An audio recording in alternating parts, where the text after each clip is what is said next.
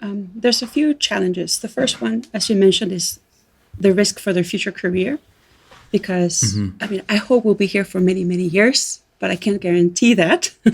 As I said, I'm not even licensed. And we have had candidates apply for a position who, upon hearing that, say, oh, whoa, whoa, whoa, whoa, then I'm not comfortable with that. Which makes sense. If you're married, you have kids, you cannot take that risk. We've also had other candidates. We have one person who was actually working with us for a year. She was brilliant, but she wanted to follow a very set career path. She wanted to then be an HOD of her subject, eventually deputy principal, be a principal, which is great. We need people like that in the other schools out there. But we're very flat. Our whole culture is one of openness and trust. So as soon as you start adding middle management, you lose that. Yeah. I mean, the kids have access to me all the time, unfortunately. So I struggle to get my work done. But on the flip side, it's beautiful because I have a real feel for what's happening in the school.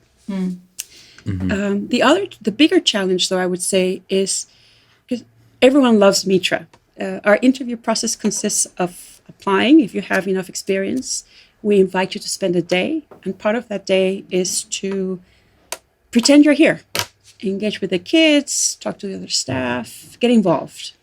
So you see what it's like.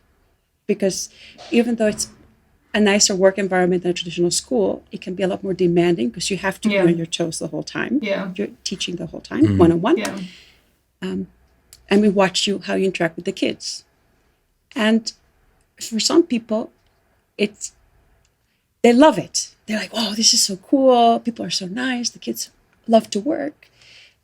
But they get very nervous about not having control of the learning space. I can imagine. Because for a teacher, and I've experienced this, when you prepare a lesson, you know it.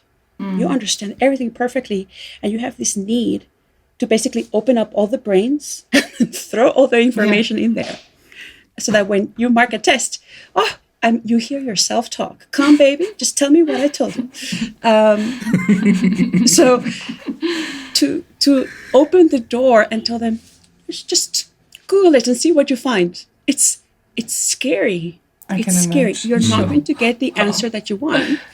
And you might actually get an answer that's not what you know. Yeah. But that's the real world. That's how we work out there. Yeah. Right? I mean, when you submit a report to your boss, they don't have a marking memo. Oh, I got the right. I mean, they're paying you to do something because they don't want to do it. So they don't know the answer when they give you a project. So in that sense, that's our real struggle. We have ongoing meetings one-on-one. The head of academics meets with each teacher every week. How is the classroom going? Can I see your lesson plans? We watch lessons so that we can keep honing their teaching style, as well as give them confidence that it works. Watch the kids. They are learning. They might not sound like you. They might not think like you. But they can think. They can think. And it's because of you standing back and taking that risk. So that's very hard, especially if someone has been in education for a long time. So our challenge has been finding someone who's qualified, who has the teaching experience, but is willing to let go.